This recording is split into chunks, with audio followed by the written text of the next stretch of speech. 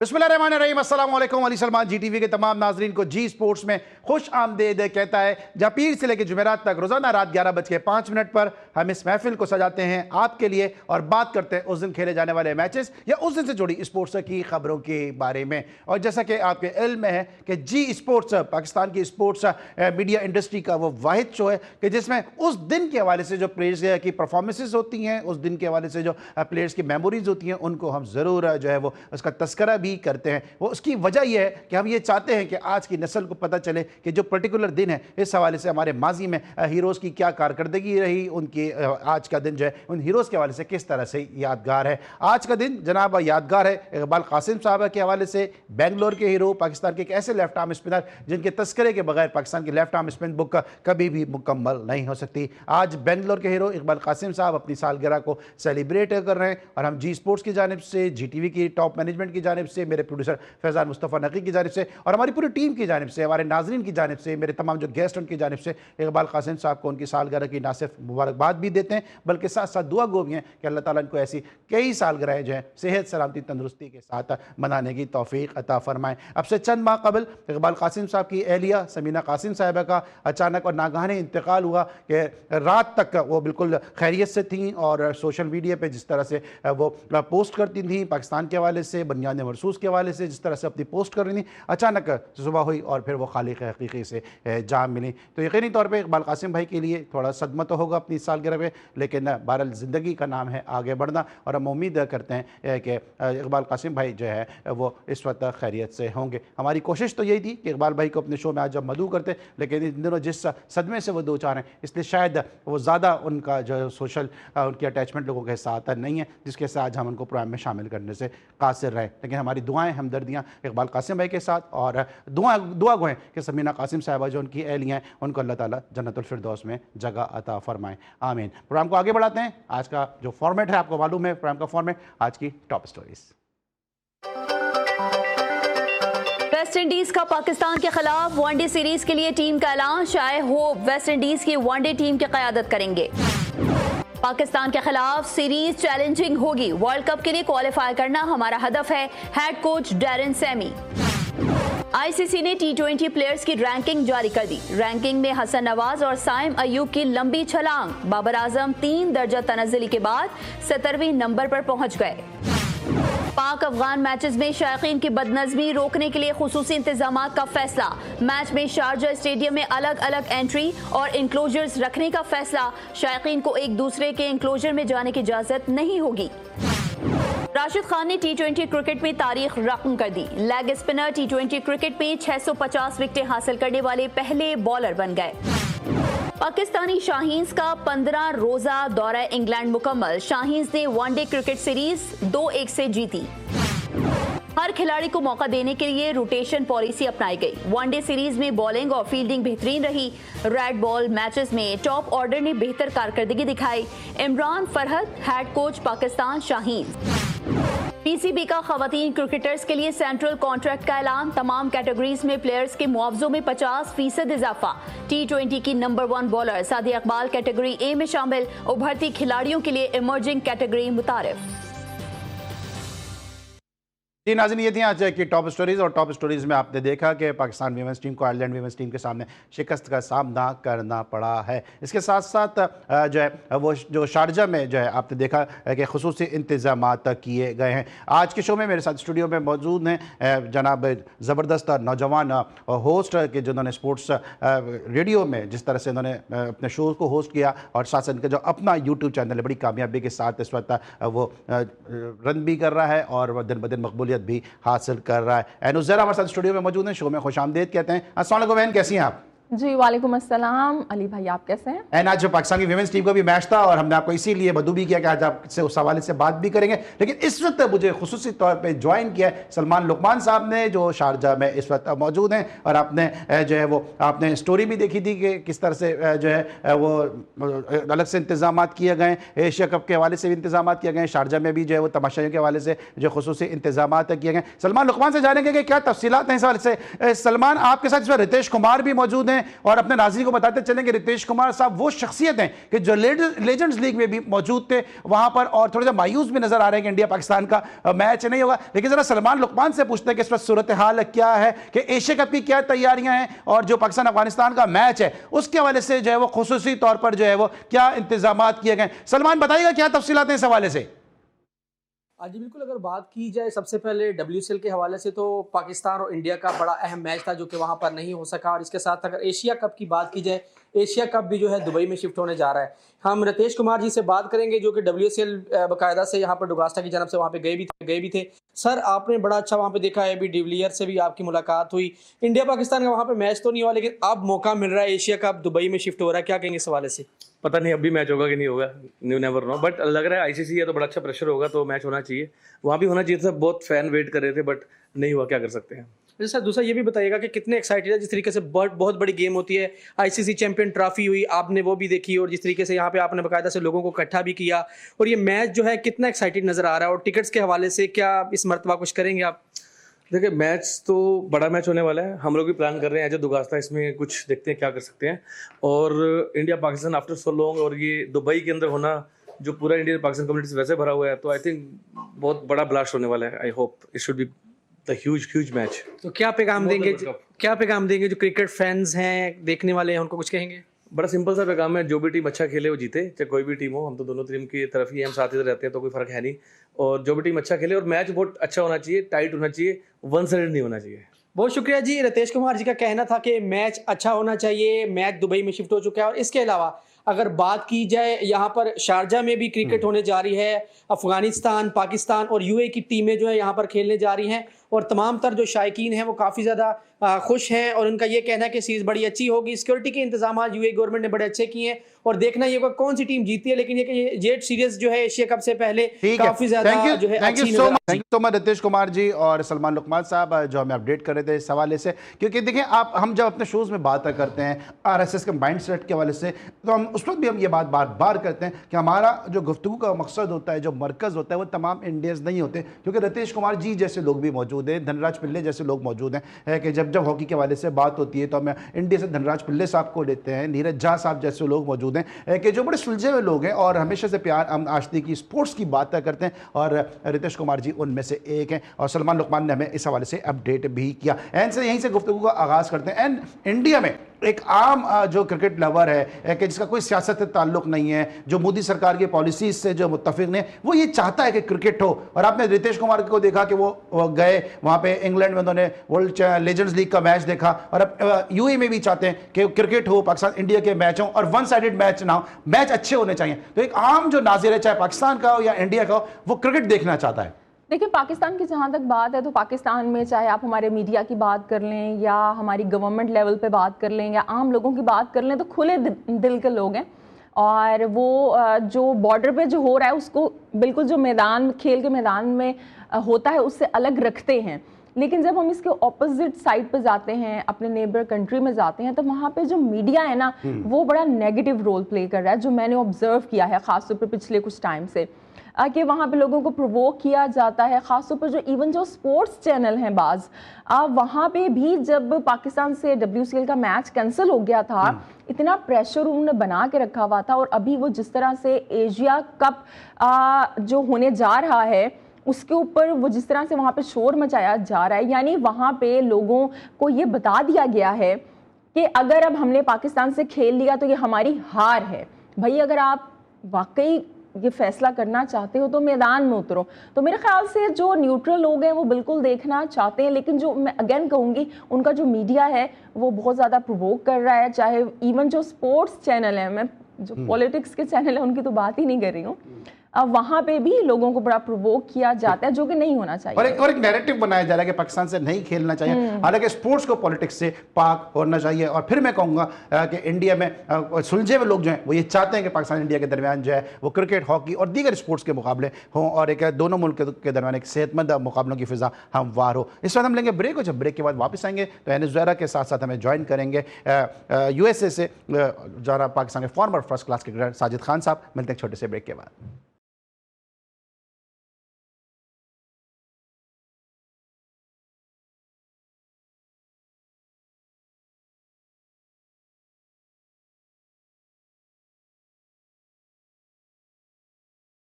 Welcome back after the break. और break पर जाने से पहले अनु ज़हरा हमारे साथ मौजूद थी और अब हमें वीडियो लिंक पे ज्वाइन किया पाकिस्तान के एक ऐसे फॉर्मर फर्स्ट क्लास क्रिकेटर ने कि जब खेलते थे तो बहुत ही ज़बरदस्त ब्लास्टर बैटिंग किया करते थे।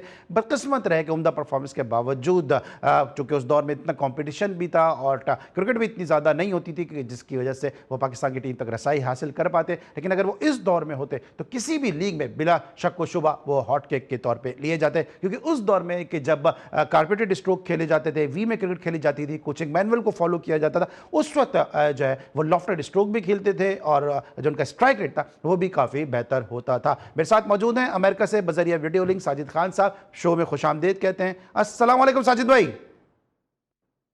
वालेकुम सलाम अली सलमान भाई, आपको और एन को और नकी भाई को अस्सलाम वालेकुम। दुनिया भर में जीटीवी देखने वालों को, प्रोग्राम पसंद करने वालों को अस्सलाम वालेकुम। वालेकुम सलाम हम सबकी जानिब से। साजिद भाई, कल हमारे साथ शो में अनवारुल हक साहब मौजूद थे और आपने उनके अगेंस्ट भी क्रिकेट खेली होगी यकीनी तौर पे और शायद उनके साथ भी क्रिकेट खेली हो। उनका ये कहना था कल कि बाबर आजम का अगर सर्कल ख़त्म कर दिया जाए तो बाबर आजम जो है उनसे परफॉर्मेंस नहीं होगी और कुछ कुछ ऐसे ख्यालात उनके रिजवान के हवाले से भी थे।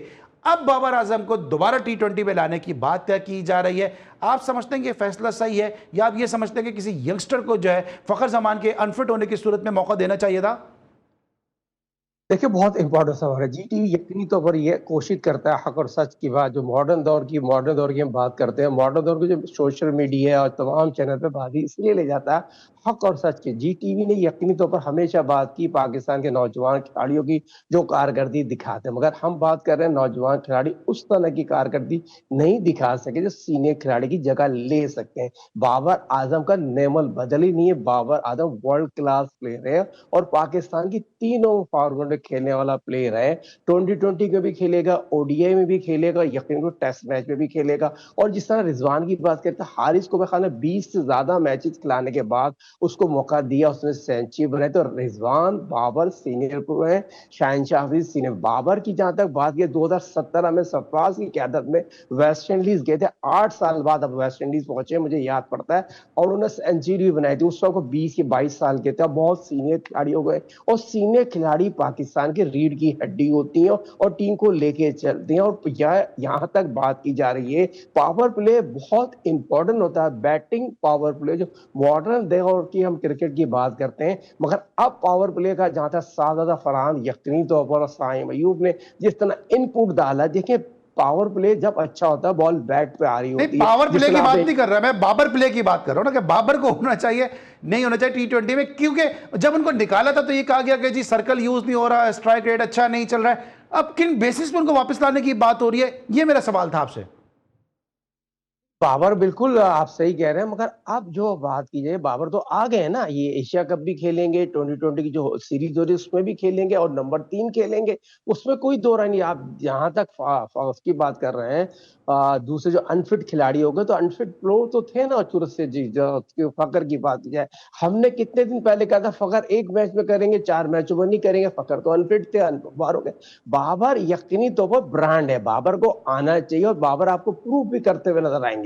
बाबर पे जहां तक बात की जा रही है, बाबर ने 4000 रन बनाए, वर्ल्ड क्लास आईसीसी रैंकिंग के प्लेयर हैं और आगे भी उनकी कारकर्दगी आप बॉल में बैठ के दरमियान देखेंगे। आप नहीं समझते, बल्कि मैं एन से भी इस पे लेता हूं। एन, आप समझते हैं कि बाबर आजम को ये इल्जाम लगा था कि वो पावर प्ले का सही इस्तेमाल नहीं करते हैं। अगर यहाँ पे अनफिट हुए थे फखर जमान, तो यहाँ पे कोई ऐसा यंगस्टर भी लिया जा सकता था T20 में, ख्वाजा नाफे जैसा यंगस्टर लिया जा सकता था। और ऐसे कई यंगस्टर हैं कि जो जिस तरह मास सदाकत ने परफॉर्मेंस दी है, मास सदाकत को लिया जा सकता था PSL में। किसी यंगस्टर को मौका दिया जाता कि जिनका स्ट्राइक रेट अच्छा है, जिनकी पावर रेटिंग अच्छी है, या आप सोचती हैं बाबर आजम को लेने का फैसला सही है? देखिए, मसला ये है कि हमारे यहाँ जो पाकिस्तान क्रिकेट बोर्ड है, जो क्रिकेट का सिस्टम है, यहाँ पे पर्दे के पीछे भी बहुत कुछ चल रहा होता है। तो काफ़ी अरसे से कोशिश थी कि बाबर रिजवान में से कोई वापस आए। सो अब ये एक अपॉर्चुनिटी ग्रैब की गई है बेसिकली। फ़खर ज़मान इससे पहले भी अनफिट हुए थे, जब आपको याद हो बांग्लादेश की टीम यहाँ पे आई थी, तो जब वो अनफिट हुए थे साहबजादा फरहान को खिला लिया था उनकी जगह। सो तब वो ओपन कर रहे थे ना साइम के साथ। तो अगर वो अनफिट हो गए थे तो मेरा नहीं ख्याल कि बाबर आजम को यहाँ पे लेने की जरूरत थी। लाइक टू लाइक रिप्लेसमेंट ली जाती जाती है अगर कोई खिलाड़ी अनफिट हो जाए तो। शादाब अनफिट हो गए थे तो नवाज आए ना उनकी वो जगह पे, स्पिनर आए, ऐसा तो नहीं था कोई फास्ट बॉलर आप लेके आ गए। और दूसरी बात ये आप ये देखें कि हम रोते रहे हैं कितने अरसे से कि बाबर रिजवान T20 के अंदर दोनों एंकर का रोल प्ले करते हैं। सो अब क्या होगा अगर बाबर टीम में आ जाते हैं तो हमारे पास जो रिजवान है वो सलमान आगा की सूरत में पहले ही मौजूद हैं। सो अब दो ऐसे प्लेयर कैसे T20 के अंदर एंकर का रोल प्ले करेंगे। आगा सलमान पहले ही अच्छे कैप्टन हैं लेकिन बैटिंग के अंदर वो T20 पे उस तरह से नहीं परफॉर्म कर पा रहे हैं। सो अब दो प्लेयर फिर वही होगा कि दो प्लेयर एंकर का रोल प्ले करेंगे तो फिर से वही प्रॉब्लम हो जाएगी, हम पीछे जा रहे हैं। भाई आप तो जिस तरह मैं बार बार आपके इंट्रो में ये बात करता हूं कि आप उस वक्त वो क्रिकेट खेलते थे जो आजकल के दौर की क्रिकेट है। आप समझते हैं कि यहाँ पे ख्वाजा नाफे जैसे प्लेयर हैं या मास सदाकत का मैंने नाम लिया या और भी ब्लास्टर बैट्समैन है कि जिनको T20 में इंडक्ट किया जाए तो शायद वो ज्यादा सर्कल का अच्छा इस्तेमाल कर लें, पावर प्ले का ज्यादा अच्छा इस्तेमाल कर लें। ये घूम फिर के बाबर ने ऐसी कौन सी परफॉर्मेंस दी है T20 क्रिकेट की मैं बात कर रहा हूं कि दोबारा उनको T20 में इंडक्ट किया जा रहा है। उनका तो PSL भी ज्यादा अच्छा नहीं गया। देखिए बहुत सी चीजें ऐसी होती हैं जो ऑन द स्क्रीन हम बात कर रहे होते हैं। अभी पिछले दिनों फरोडो में PCB के चेयरमैन वजीर दाखिला सैयद मोहसिन नकवी साहब से बाबर रिजवान की मुलाकात हुई है और मुलाकात बहुत ही पॉजिटिव गई है और पाकिस्तान की क्रिकेट की बेहतरी के लिए पाकिस्तान की जो हालत पाकिस्तान टीम की है उस तरह के प्लेयर थे। बाबर रिजवान को जो आपने निकाला था, जिन लड़कों को मौका दिया उन्होंने कारकर्दगी बेहतर दिखाई। आपने राफे का नाम लिया, Rafay most talented wicket keeper batsman है। कामरा गुलाम कहाँ चले गए, मोस्ट टैलेंटेड प्लेयर था और पाकिस्तान के रीढ़ की हड्डी बन सकता था। मगर बात हो रही है ब्रांड की, बात हो रही है। बाबर एक ब्रांड बन चुका, वर्ल्ड क्लास ब्रांड बन चुका। उसकी तो बाबर आपको लगता है कहीं ना कहीं तो ब्रॉडकास्टर की फरमाइश है, आपको लगता है कि कमर्शियल वैल्यू के ऊपर उसको जो है वो टीम में लिया जा रहा है? 200% देखे ना, बाबर अगर चश्मा पहन रहा है, बाबर घड़ी पहन रहा है, बाबर शर्ट पहन रहा है, उसकी मार्केटिंग देख ले ना, ये मार्केटिंग का जमाना है। तो बाबर रन्स नहीं कर रहा ना, घड़ियां पहन रहा है, शर्टें पहन रहा है, घड़ियां नहीं, रन्स नहीं कर रहा ना। देखिए रन तो करेगा, पर देखिए क्रिकेटर का काम है रन बनाना। अगर रन नहीं बनाएगा तो बाबर की एशिया कप की और वर्ल्ड कप की आखिरी सीरीज होगी 2024 में जो कारकर्दगी दिखाई थी, हमें पीछे जाना पड़ेगा। उस वक्त सैयद मोहसिन नकवी साहब अगर पोस्टमार्टम कर देता ये तमाम चीजें नहीं होती। नए खिलाड़ी आते, नए खिलाड़ी को मौका मिला, उन्होंने उस तरह की कारकर्दगी नहीं दिखाई। मगर सीनियर खिलाड़ी बाबर की बार बार मैं बात करूंगा, बाबर आपको बहुत ही फॉर्म में नजर आ रहे हैं। जिस तरह मैंने भी प्रैक्टिस में उनको कौन सी फॉर्म में नजर आ रहे हैं शायद भाई? कमाल करते हो पांडे जी, कौन सी फॉर्म में नजर आ रहे हैं, कौन सी क्रिकेट खेल रहे हैं? नेट पे फॉर्म देख रहे हैं? ओडीआई तो होने तो दें, ओडीआई देखे मेरी बात सुनो। ओडीआई सीरीज शुरू होने दें। 2025 वेस्ट इंडीज 2017 के बाद 8 साल बच गया है। ओडीआई इनके 3 ओडीआई में यकीनी तौर पर पाकिस्तान की बाबर की कारकर्दगी दिखाएगी। वेस्ट इंडीज में सेंचुरी बनाई थी, 50 ओवर की क्रिकेट 3.5 घंटे में उसको पूरा मौका मिलेगा। पिच पे खड़ो, ग्राउंड को चारों तरफ स्टोर। मगर बाबर यकीनी तौर पर डिमांड है ना। बाबर की हम डिस्कस कर रहे हैं, इतना बड़ा प्रोग्राम, इतना बड़ा होस्ट डिस्कस कर रहा है। बाबर की कोई क्वालिटी है तो हम डिस्कस कर, मगर बाबर वो को तो दो राय नहीं है ना साहिब। जरा मैं एंड से भी लेता हूं कि मैं आपके आगे तो जैसे मेरी राय की कोई अहमियत इसलिए नहीं है क्योंकि आप बहुत बड़े क्रिकेटर थे। मैंने और जिन्होंने आपको क्रिकेट खेलते हुए देखा जानते हैं कि शाहिद खान कितना बड़ा डोमेस्टिक का नाम था। तो अगर आप बात करें तो उसके आगे मेरी तो कोई अहमियत नहीं है। मेरा तो एक सवाल है कि जो एक आम आदमी का, पाकिस्तानी का सवाल है कि भाई बाबर को किस परफॉर्मेंस में आप T20 में वापस लेकर आ रहे हैं और आप क्या समझते हैं किस तरह ये बात कर रहे हैं कि बाबर आके परफॉर्म कर देगा, बाबर ये कर देगा। तो भाई नाफे क्यों नहीं परफॉर्म कर सकता, कामरान गुलाम क्यों नहीं परफॉर्म कर सकता, मास सदाकत क्यों नहीं परफॉर्म कर सकता, और कोई आगे परफॉर्म क्यों नहीं कर सकता? जो सिर्फ बाबर से ही उम्मीद की जा रही है कि वही आगे परफॉर्म करेगा। देखिए हमारे यहाँ हमेशा से PCB या हमारा जो क्रिकेट बोर्ड है वो जब भी फैसले करता है ना, वो ऐसे करता है जो बिल्कुल बेतुके होते हैं।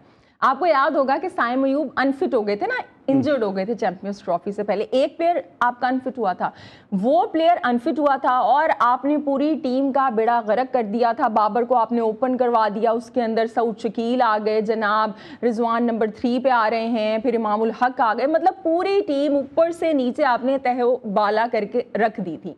तो उसी तरह का फैसला अब बाबर आजम को T20 में लेके ये जो कोशिश की जा रही है, ये डिपेंड करता है कि वो ODI कैसा खेलते हैं वेस्ट इंडीज के खिलाफ। अच्छा खेल देंगे, कोई 1-2 हाफ सेंचुरियां बना देते हैं तो वो आ जाएंगे। ODI के वो अच्छे प्लेयर हैं, लेकिन जब T20 में अगर वो आ जाते, मैं फिर से ये कहूंगी कि जो आप अपनी टीम को रीवैम्प करने की बातें कर रहे हैं ना, आप 2 कदम पीछे चले जाएंगे अगर आपने 3 कदम आगे लिए हैं। तो ये एक गलत फैसला है, लेकिन पीसीबी में जो भी होता है पाकिस्तान में वो वैसे कौन से सही फैसले होते हैं। ठीक है जनाब, एन ज़हरा और शाहिद खान साहब हमारे साथ अब मौजूद हैं। हम बात करते हैं बाबर आजम की वापसी के हवाले से। दो राय हैं इस हवाले से। एक स्कूल ऑफ थॉट जिसकी जिस तरह साजिद भाई बात कर रहे हैं कि बाबर आजम की ब्रांड वैल्यू है, कमर्शियल वैल्यू है, जिसकी वजह से उनको टीम में इंडक्ट किया जा रहा है। और दूसरा स्कूल ऑफ थॉट वो है कि जिसकी एन बात कर रही हैं कि अगर बाबर को दोबारा वापस लेते हैं तो फिर आप 2 कदम पीछे चले जाएंगे और वो यंगस्टर जो पाकिस्तान सुपर लीग में डोमेस्टिक T20 में परफॉर्मेंस दे रहे हैं उनका फिर क्या बनेगा, वो किधर जाएंगे। शाहजेब खान जैसे लोग कहाँ जाएंगे, अब्दुल फसी जैसे लोग कहाँ जाएंगे जो डोमेस्टिक में मुसलसल परफॉर्म करते नजर आ रहे हैं। फिर कामरान गुलाम जैसे एक्सपीरियंस लोग कहाँ पे जाएंगे, ये कहाँ पे जाके फिर अपना क्रिकेट को वो कंटिन्यू कर सकेंगे। ब्रेक लेके वापस आएंगे, बात करेंगे दीगर मुद्दों के हवाले से। मिलते एक छोटे से ब्रेक के बाद।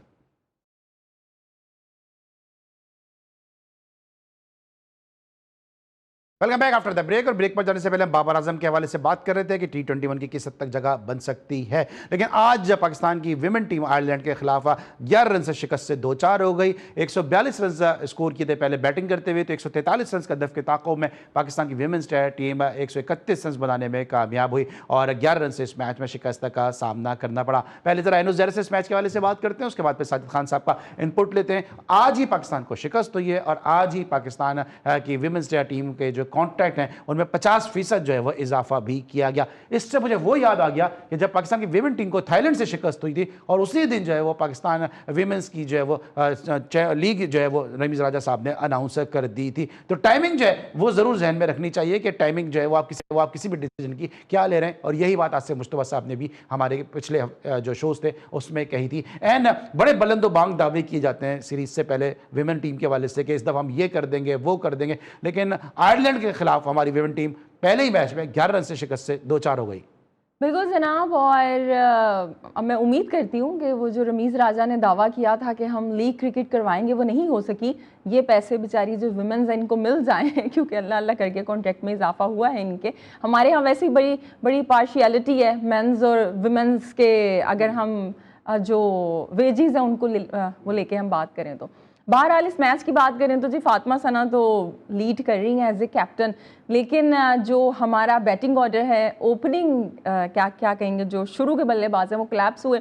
गुल फिरोज़ा को बार बार चांस दिया जा रहा है। बाबर आजम से काफ़ी मुशाबहत वो रखती हैं, उनको फीमेल बाबर आजम कहते हैं, लेकिन आई विश कि अपनी जो परफॉर्मेंस है उसमें भी वो थोड़ा सा बाबर आजम ले के आएँ। अभी प्रेजेंट का नहीं, पास्ट का, जब बाबर आजम ने रन बनाना शुरू किए थे।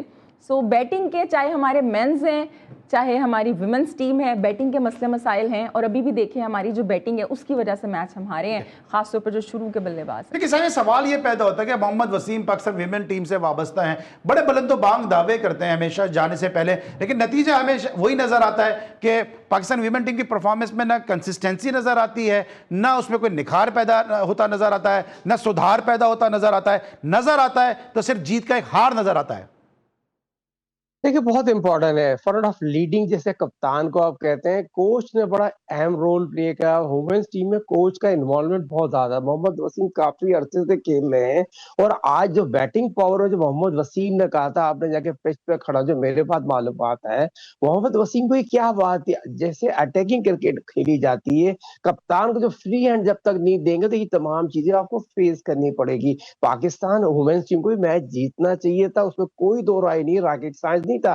पाकिस्तान ये मैच जो हारी है नाकाम थी, कोच की नाकामी प्लानिंग थी, और कोच को कसूरवार कराना इसलिए जरूरी होती है। काफी अर्से से सीजन कोच हैं, साबिक टेस्ट क्रिकेटर हैं, काफी अर्से से पाकिस्तान क्रिकेट बोर्ड में काम कर रहे हैं, अपनी भर्ती से लेकिन सर इसमें फिर अकाउंटेबिलिटी नजर नहीं आ रही ना। वसीम को आप इस सीट से उठा के किसी और सीट पे बिठा देंगे, या जैसे कई और लोग हैं कि जो एक सीट से उठते दूसरे सीट पे बैठ जाते हैं, लेकिन अगर जगह नहीं बन रही है तो सरफराज की नहीं बन पा रही है, पता नहीं क्यों उनको इस तरह से लाइमलाइट से बिल्कुल साइड में किया हुआ है। सरफराज के हवाले से कोई अपडेट आप बताइए कि क्या सरफराज की मसरूफियात क्या है उनकी, और सरफराज की खिदमत से क्यों इस्तेफादा नहीं लिया जा रहा।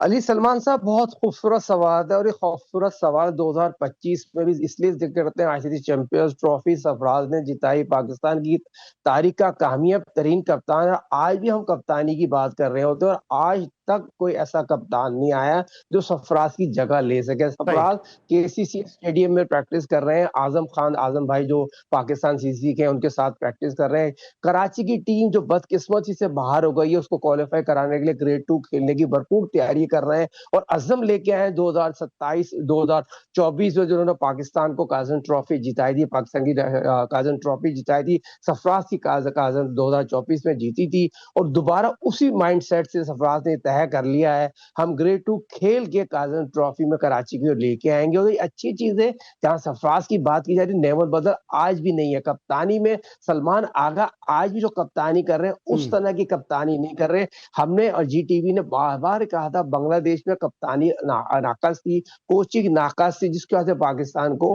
सीरीज हारनी पड़ी। वेस्ट इंडीज से मिले तो हमने सलमान आगा की कप्तानी के हवाले से बात की। एंड ये सलमान आगा जो कर रहे हैं कि सरफराज की तरह वो दूसरे प्लेयर को प्रमोट कर रहे हैं, खुद अपना नंबर नीचे कर रहे हैं। इससे पहले भी कुछ एक्सपर्ट से मेरी अपने ही शो में बात हुई, उन्होंने ये कहा कि सरफराज की कप्तानी में और सलमान आगा की कप्तानी में फ़र्क ये है कि सरफराज जो है वो प्लेयर को डेवलप करते थे, लेकिन सलमान आगा ऐसा लगता है कि खुद अपना नंबर पीछे कर रहे हैं, वो जो है अपने ऊपर कॉन्फिडेंस शो नहीं कर रहे हैं। आपको क्या डिफरेंस नज़र आता है? देखिए, सलमान आगा के साथ मसला ये है कि उनकी टीम में जगह बन नहीं पा रही है। अब वो कहाँ पे आए? तीसरे नंबर पे आए तो भी वहाँ पे मोहम्मद हारिस मौजूद हैं, चौथे नंबर पे वो नवाज तो वैसे ही नीचे खिला रहे हैं। नहीं, वो तो एक मैच में भेजा था ना, क्योंकि वो जो माइक हैसन है वो कहते हैं क्या कहेंगे ना, टैलेंटेड खिलाड़ी उनको वो चाहिए जो ऊपर भी आ जाएं वो नीचे भी आ जाएं। सो वो तो एक मैच में भेज दिया था उनको। सो सलमान आगा की मैं बिल्कुल उस ग्रुप से अग्री करूंगी कि बेसिकली T20 के अंदर एज ए प्लेयर उनकी वैसे जगह नहीं बन पा रही है। इस वजह से वो हमें वो दिख रहा है कि वो सेक्रीफाइस कर रहे हैं, वो बाहर बैठे हुए हैं। और एक बात यहाँ पे भी साजिद भाई ने की कि अनफॉर्चुनेटली जो कराची की टीम है वो क्वालिफाई नहीं कर पाई कायद आज़म ट्रॉफी के लिए। तो ये कराची की टीम के साथ अनफॉर्चुनेटली नहीं हुआ, ये पीसीबी की पॉलिसीज की वजह से कराची की टीम क्वालिफाई नहीं कर पाई, क्योंकि जब लास्ट टाइम कराची की टीम ने फिनिश किया था उसको पता भी नहीं था कि ये सिस्टम चेंज हो जाएगा और 18 टीम से 8 अगर ये पता होता कि सिस्टम चेंज हो जाएगा जब वो अच्छा खेलते, हो सकता है। अगर आपको पता होगा कि 6 टीम्स हैं, आपने उनमें आना है, तो आपकी अप्रोच प्रोफेशनल प्लेयर हैं, आप एक टूर्नामेंट में शिरकत कर रहे हैं, कराची जैसे बड़े वो जान के हार गए। लेकिन आप पीसीबी का वो सिस्टम तो देखें, इनकी वजह से टीम बाहर हो गई। पहले 18 टीम से आपने 8 टीमें कर दी, 2 टायर सिस्टम को लेके आए हैं। एंड के इस पॉइंट से आप मुत्तफिक हैं? देखिए, as a cricketer, as a coach, top analyst, मेरा ये कहना होता है प्रोफेशनल क्रिकेटर का काम होता है परफॉर्मेंस देना। कराची की टीम में इतनी सलाहियतें नहीं थी, इतनी एबिलिटी नहीं थी वो जो काज़न ट्रॉफी की कारकर्दगी को बेहतर कर सके। जब शफारसी कोच आएंगे, शफारसी कोच के साथ जब मेरिट पे टीम सेलेक्ट नहीं होगी, जो खिलाड़ी जिस तरह आप बात की जा रही है, मैं यहाँ पर पीसीबी को क्रेडिट इसलिए दूंगा। देखें, अब बहुत से लोग ये बातें कर रहे होते हैं, आप जीटीवी में बैठते हैं, मैं जीटीवी में बैठ के हक और सच की बात करने की कोशिश करता हूँ। आगा साबिर को पीसीबी ने कोच बनाया 2019 में, नदीम खान ने। ठीक है सर, आपका पॉइंट मेरे पास आ गया, क्योंकि मुझे शो को वाइंड अप नहीं करना है। आपका पॉइंट मेरे पास आ गया है कि जो सरफराज की क़यादत में ग्रेड 2 में टीम अच्छी तरह तैयारी कर रही है ताकि क्वालिफाई कर सके। थैंक यू सो मच एनुस ज़रा, thank you so much. Sajid Khan हमारे साथ मौजूद है। इंशाल्लाह कल एक दफ़ा फिर आपसे मुलाकात होगी। अली सलमान, इजाज़त, अपना बहुत ख्याल रखिए। अल्लाह हाफ़िज़।